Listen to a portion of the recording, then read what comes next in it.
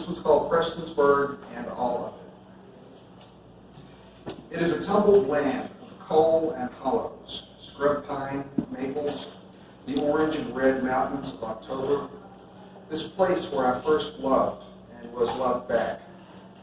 And all the pretty girls of yesterday are grandmothers or old enough to be. And of course, it's still beautiful. This land of fox and copperhead, murky rivers and winter snow, sometimes deep to the knees. And there was that time the Big Sandy froze solid, and Phil Bishop and I walked right across it. Neither of us letting on we were scared. And that December we built an igloo in my yard, big enough to stand in, and it lasted through February. This home place of ghosts of good dogs and friends like the blood of the best summer of your life, with the days tumbling down secret hillsides in a race with shadows, and always, like our hearts in love, picking up speed. Nice. That's the sweetest one that's going to be Nice. in this batch. It's called Fun in the Sun. Waking hungover beneath a hedge in Key West is better than it sounds. Waking in a hedge is fine, even if you're lost and the girl is gone. Waking in a hedge after searching all night.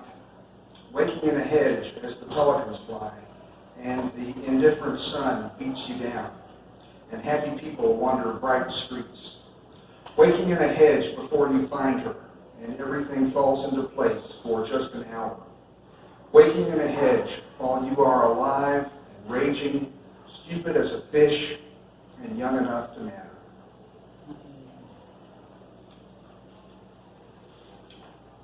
I'm not going to say whether that's autobiographical or not. It is. Hush, little baby. It ends, as important stories do, with a woman nursing a child. The morning bright and wafting through an east-facing window, framed in loving white on the delicate breeze of an April day. The woman nurses through pain, the child greedy and incapable of gratitude. She is well past 30, an inopportune age for nursing, and she is tired, and the baby will show none of its gifts for many years. And when, finally, the world cries out the name she has given it, she will be gone. But that is a beginning, and this is a story finished on a beautiful morning of birdsong and blood, hours after a newly waning moon gave up, unnoticed by the stars, and for all its beauty, died.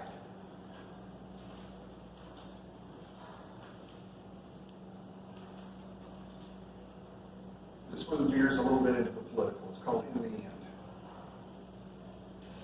Everything fell from the statue and crawled toward the city, toward the people drinking coffee or wandering aimless streets, the people arguing and the people asleep on benches.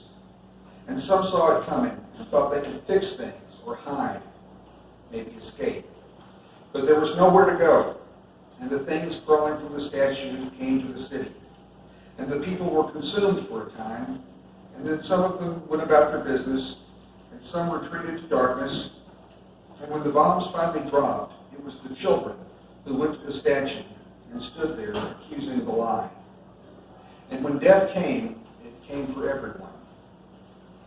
And all that was left was the statue, broken and burning. And then there was nothing, and no way home ever again.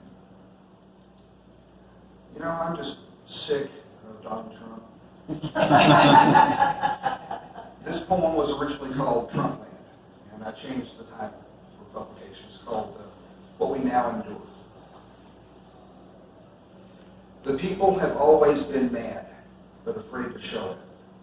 Or maybe they were unsure what their madness was until someone came along to give it a name. The people sat in their homes and worried. Husbands tormented wives, while wives made sure their husbands lived in hell.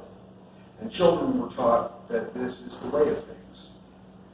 The people have been mad forever, and their madness drives all sorrow.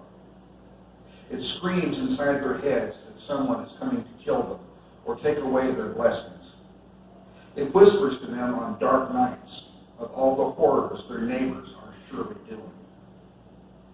It leaves small threatening notes on their dressers or in the pockets of their clothing.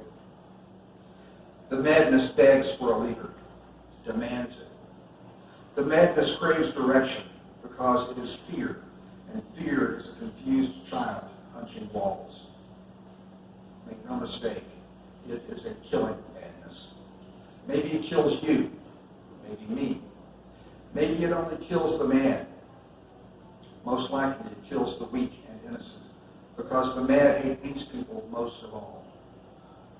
And their rage is righteous and pure. It is flame and hammers. It is reptilian and poison. It is wasps in the brain. It is all the hurt they have endured and no capacity to understand. And their rage knows no limit. And no one will stand in their way when they come for you. We have seen this before. Remember? All right. This one is a perfect poem for Easter Sunday. Again, it's an I Hate Trump poem. It's called Just Saying. Your God is an asshole. It's the only explanation. I mean, we know you're a good person, right? I see how you want us all to get along. You even want to get along with the horrible liberals. I know you do.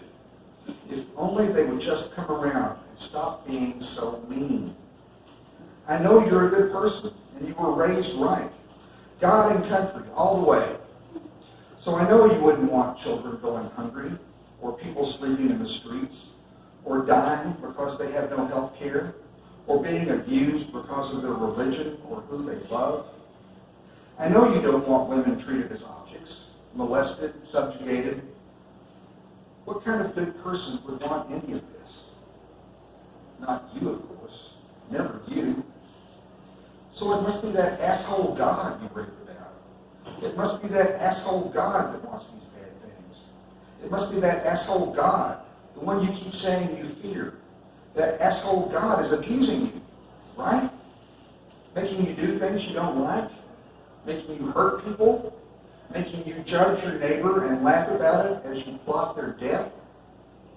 What an asshole your God is. Maybe the old God retired. Maybe the old God died. Maybe the old God became an alcoholic and is a really mean drunk. The God you grew up with was love, right?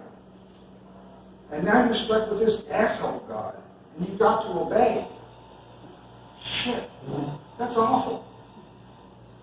I hope you can find a way out. I really do.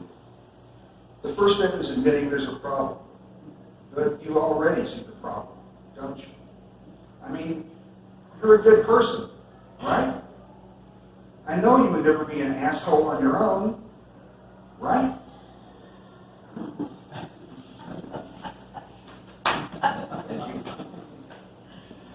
All right, one more. This one's called May 4th. I don't know if that date resonates with anybody, but maybe it will. May 4th. My daughter stomps on the bubble wrap from the box my books came in, and it is loud, like gunshots. My son doesn't like the noise, and neither do I, but I let her do it because it makes her happy. And it's over so fast we can forget and move on. We're running late anyway, in a rush to get in the car, and when we are safely inside and moving, I ask them if they know why May 4 is important. They do not. So I ask if they have heard of Kent State, and they have not. So I tell them of the war in Vietnam, and the protests across America, and the one in Ohio that drew the National Guard to a college campus, and the shots that rang out, and the 4 students killed. My children don't say anything, so I say they need to remember Kent State, so maybe it won't happen again. My son says that it will happen, and he seems sure of it. but calm. And soon I'm dropping him off at his high school, and then my daughter at her elementary school, where active shooter drills are common enough to be boring, and angry young men everywhere keep guns at the ready for their special purpose on a day maybe determined, but not yet revealed. As the birds sing, and the sun shines, and the world goes around and around and around like it does, with nothing new to say.